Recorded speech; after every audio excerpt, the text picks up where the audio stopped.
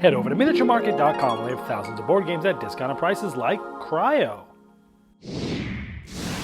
Cryo is a worker placement game for 2 to 4 players where your ship has crashed on a frozen, uninhabitable planet. You'll be placing your workers, which are these cool drones, and taking an adjacent action like getting resources, cards, or even rescuing your crew who are in pods and they're frozen.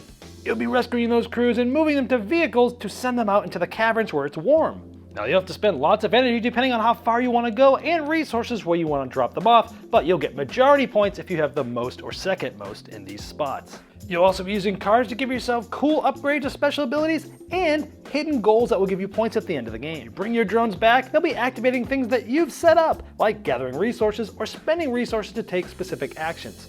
So let's see if you can rescue enough workers to score enough points in the end.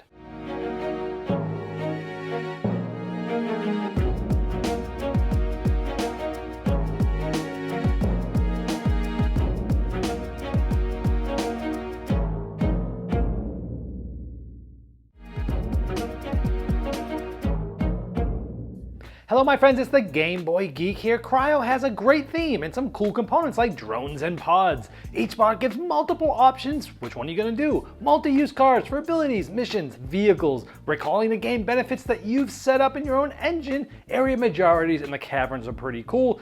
It's a very tight game that feels quite claustrophobic. Those that like very tight resource management games are gonna like this. I like it to be a little looser. The randomness of the incident tokens can cause a little bit of a problem too, where you might be just pulling back and giving something great for someone else to get after they pull back. I felt like you should sort of start with either more resources or more workers to get things moving faster, because I felt like 3/4 of the game is just building up a board and an engine, and then it ends a little too quickly for me. So it didn't quite live up to Energy Empire Manhattan Project or Whistle Stop or Dwellings of Eldervale, things that these designers are somewhat involved with. But if you like tighter resource management games, this might be for you.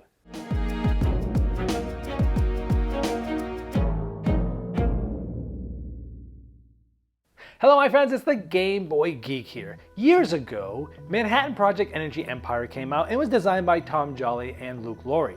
Then last year, Luke Laurie co-designed Whistle Mountain, which made my strategy game of the year, and Dwellings of Eldervale, which many people put on their top 10 games of the year. Now this design team has brought us back together today because we're out flying around, but we've crashed into a frozen inhabitable planet. We're trying to rescue our crew from pods, bring them underground to warmth, and allow them to live on. Today we're taking a look at Cryo from Z-Man Games. I'm going to show you how the game works. I'll see you on the other side to give you my final thoughts, and does this game live up to the success that these other games have set for them earlier in these designers' careers.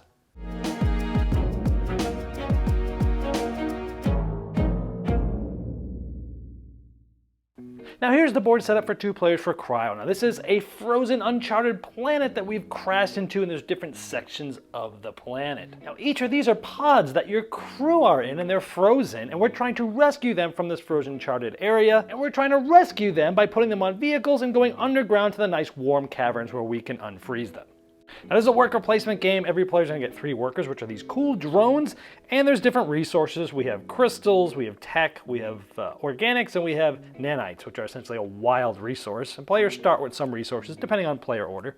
Now players are gonna place their workers out on the board in an open spot, but when you go to a spot, you'll see that there's arrows. You could do one of these 4 things. Now keep in mind, depending on the player count, there'll be a certain amount of spaces blocked to kind of scale the game for the different player counts, but when you go, you have the options of different things to do. Now if you want to use one of these spots, you'll simply just take this token. This will get you certain resources. So let's say we take this one. This next one will get flipped up so everyone can see what is there, which could be gotten from this spot. And you can either discard this and get the goods. So in this case, you get 1 crystal and 1 organics, or you can place it in your board in any of the open spots. We'll talk about what these do a little bit later when we recall our workers. Now, instead of getting one of those, we could have done this, and this, see these 3 dots here? This says you could do this up to 3 times. You could turn a crystal in for energy.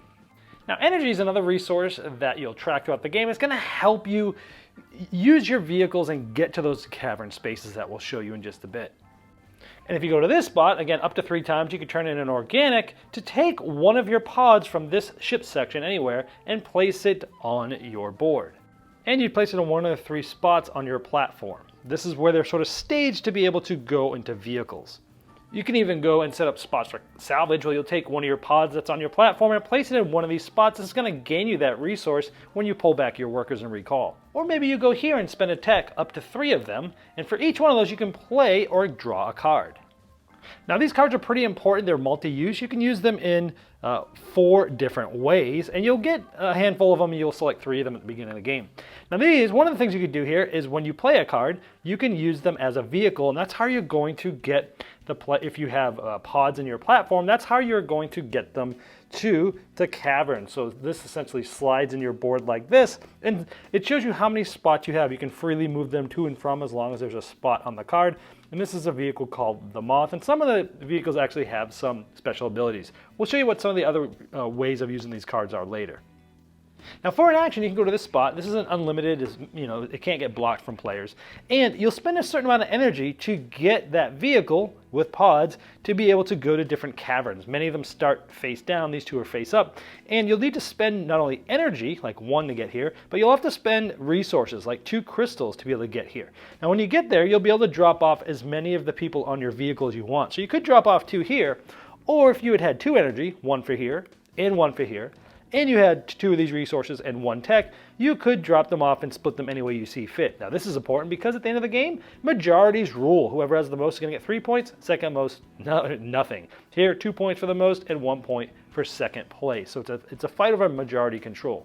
Now there actually is a spot where you'll be able to scout, and you guys spend energy and the nanites, and you'll be able to take one of your pods from your platform, and that player will be able to flip over one of the cavern tiles that's adjacent at least to one that's flipped over already.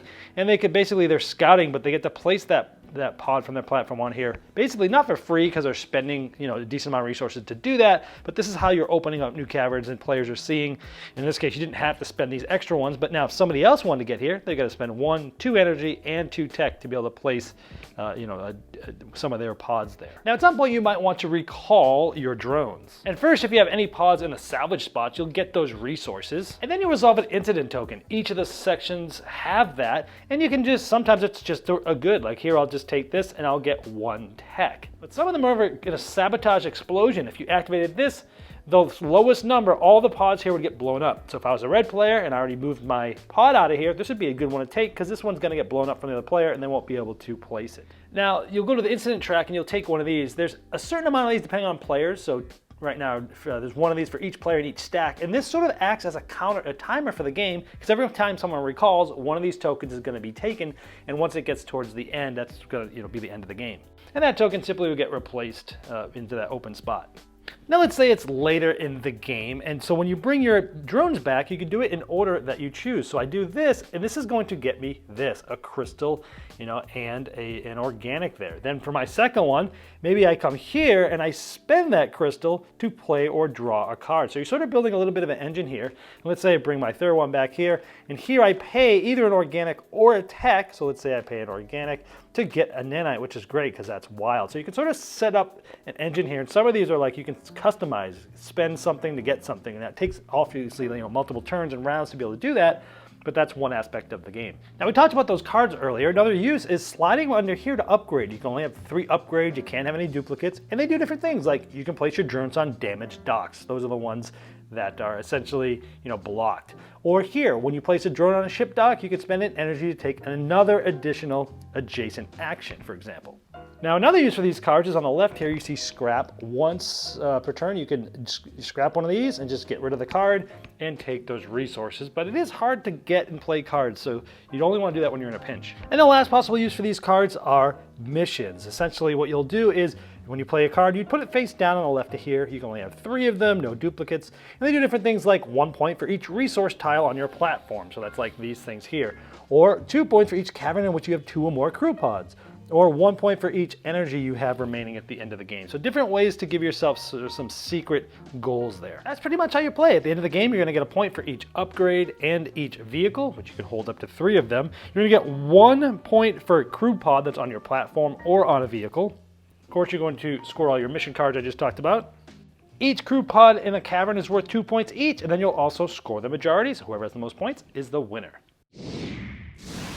All right, well, there was Cryo. So the game itself, I love the theme of this. The ship has crashed into this frozen inhabitable planet. There's different areas of the planet, and you're trying to essentially rescue the pods that have your people in them, and you're trying to sort of get these vehicles, get energy, and bring them underground where it's warm. I absolutely love this aspect, and I love the theme of it. The game has really cool components. The drones are awesome. The pods are awesome. They just look really cool on the table.